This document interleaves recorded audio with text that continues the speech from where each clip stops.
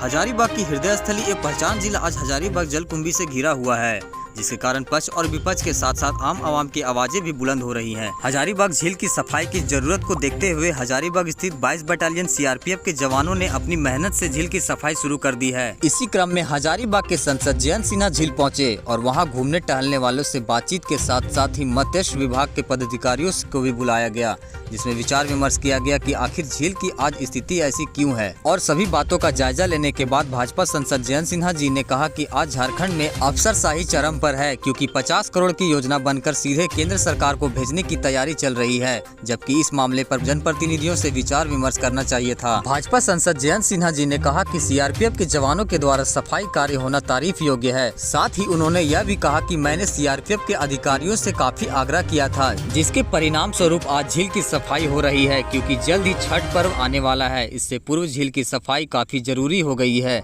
ऐसे में हजारीबाग के लिए झील काफी महत्वपूर्ण हो जाता है। झील पर कार्य योजना बनाकर जनप्रतिनिधियों से विचार विमर्श कर केंद्र सरकार को भेजे, तब मेरा ये सपोर्ट होगा। और उम्मीद किया जा सकता है कि भविष्य में हजारीबाग झील और भी ज्यादा सुंदर दर्शनीय बन जाए। हजारीबाग से ब्यूरो रिपोर्ट, संध्या हिंदी खबर।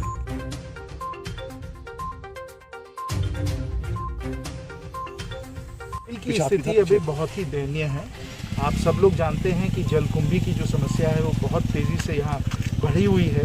पिछले वर्ष आपको याद होगा कि हम ही ने सीआरपीएफ को निवेदन किया, प्रार्थना किया उनसे, तब जाके जलकुंभी की सफाई हुई और छठ की पूजा हम लोग सही तरीके से कर पाए। इस वर्ष हम लोगों की कोशिश है कि ये हालात नहीं आए, इसके पहले ही हम लोग झील की सफाई करें। लेकिन आज जो हम लोगों की बैठक हुई है, फिशरीज़ डिपार्टमेंट के जो अधिकारी थे उनसे बातचीत हुई है, बंदोबस्ती वाली जो समिति है उनसे बातचीत हुई है, उससे स्पष्ट नज़र आया है कि यहाँ जो व्यवस्था है, जिन लोगों को जिम्मेवारी लेनी चाहिए, जिनकी जवाबदेही है कि झील को साफ रखें और जलकुंभी को ख़त्म करें, वो पल्ला झाड़ रहे हैं। और ये बहुत ही दुखद मामला है और इसलिए हमने उनको कहा है कि आप कुछ ना कुछ यहाँ परमानेंट सोल्यूशन निकालिए, क्योंकि हर साल हम सीआरपीएफ को निवेदन करके इसको साफ़ नहीं कर सकते हैं। यहाँ कोई ना कोई परमानेंट सिस्टम, कोई ना कोई परमानेंट सोल्यूशन होना चाहिए। जो फिशरीज़ डिपार्टमेंट के जो अधिकारी हैं उन्होंने कहा कि एक 50 करोड़ का एक उन्होंने प्रस्ताव बनाया है, लेकिन वो प्रस्ताव जो है वो किसी भी जनता के, किसी भी प्रतिनिधि को, ना आम जनता के सामने उसे पेश किया गया है, प्रस्तुत किया गया है। उनकी आज के समय ना जनता की इसमें भागीदारी है, ना जनप्रतिनिधियों की भागीदारी है। ये सिर्फ अधिकारियों ने अपना ही प्रस्ताव बनाया है, अपने ही विभाग में इसको आगे बढ़ाया है और केंद्र सरकार को ये भेजना चाह रहे हैं।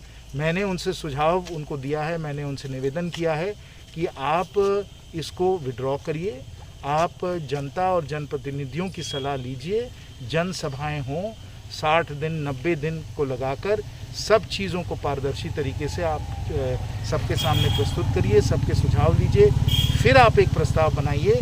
और जब ये प्रस्ताव इस प्रकार से बनेगा तो विभाग के द्वारा भी इसे पारित किया जाएगा और जहाँ से राशि आनी है, यानी कि केंद्र सरकार से आनी है, वहाँ मैं आपको ज़रूर सहयोग और समर्थन दूंगा।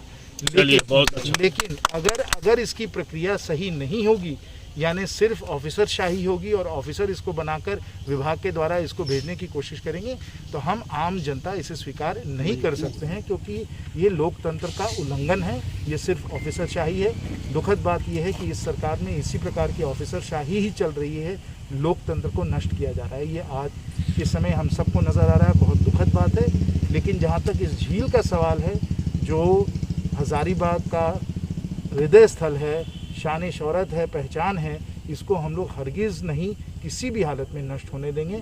आज हम लोग इसका पूरी तरीके से मुआयना कर रहे हैं। मैं आप सबसे अनुरोध करूंगा कि आप लोग भी इस विषय पर जागरूक होइए।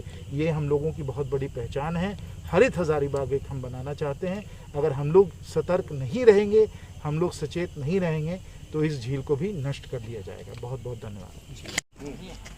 आखिर इसके लिए कौन जिम्मेवार है झील के लिए? देखिए, झील का विकास के लिए जितने भी अफसर लोग आए हैं, कि सबसे पहला जिला प्रशासन जिम्मेवार है। जिला प्रशासन इसलिए जिम्मेवार है कि उनके देख रेख में सारा विकास कार्य का जिम्मेवारी राज्य सरकार, केंद्र सरकार दिया है। अब है कि यह आज का मामला नहीं है। जितने भी पदाधिकारी आए, झील का जो लाइट का मामला है या मतलब कि कुंडी निकालने का मामला है, यह सब मामलों में मतलब कि हाँ मतलब कि भ्रष्टाचार हुआ है इसकी जांच होनी चाहिए।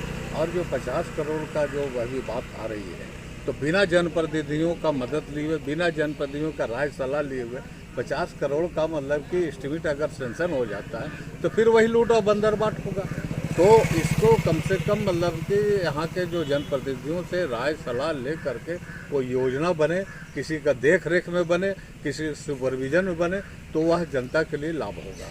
तो यह मतलब कि सीधा सीधी भ्रष्टाचार की ओर इंगित करती है और हम लोग भारतीय जनता पार्टी इसको नहीं होने देगी, इस भ्रष्टाचार को रोकेगी और इस योजना को अगर पास हुआ तो खड़ा होकर मतलब कि काम करवाएगी।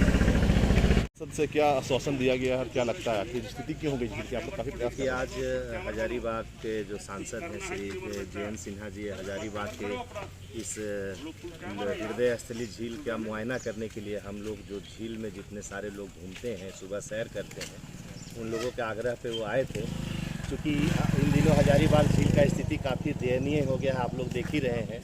इसके साफ़ सफाई और रख रखाव के बारे में पूरा शहरवासी चिंतित है और उनसे आश्वासन मिला है कि बहुत जल्द जो है इस पे अपने स्तर से इस कार्रवाई को पूरा करेंगे, साफ़ सफाई के कार्रवाई को पूरा करेंगे, ताकि आने वाले दिनों में छठ भी तुरंत आ रहा है, उसमें भी सुविधा हो लोगों को, आमजन को भी सुविधा हो। दूसरा एक जो सबसे महत्वपूर्ण बात ये है कि बिना सर पैर का योजना हजारीबाग झील में बराबर से लागू कर दिया जाता रहा है और हम लोग शुरू से विरोध करते रहे हैं। हम आपको बता दें, मुझे ये जानकारी प्राप्त हुई थी कि पुनः फिर 50 करोड़ का योजना को यहाँ पारित किया गया है, जिसमें तरह तरह का बिना सिर पैर वाले योजनाओं को इस झील में लागू करना है। उद्देश्य सिर्फ और सिर्फ उसका ठेकेदारी ही होगा। आम जनता ने कोई मांग नहीं किया, आम जनता का कोई डिमांड नहीं है। हम लोग इस झील में किसी भी प्रकार का निर्माण नहीं चाहते हैं, फिर भी 50 करोड़ का इसमें योजना को पास किया गया है। अगर आप पूर्व में भी डाटा निकालेंगे तो कई 100 करोड़ का योजना इसी तरह लगा करके और यहाँ बंदरबाट कर लिया गया है और झील अपने पुनः उसी स्थिति में है जो स्थिति आप देख रहे हैं। इतना बदहाल शायद पूरे झारखंड का कोई भी झील नहीं होगा। क्यों ऐसी स्थिति हो गई है?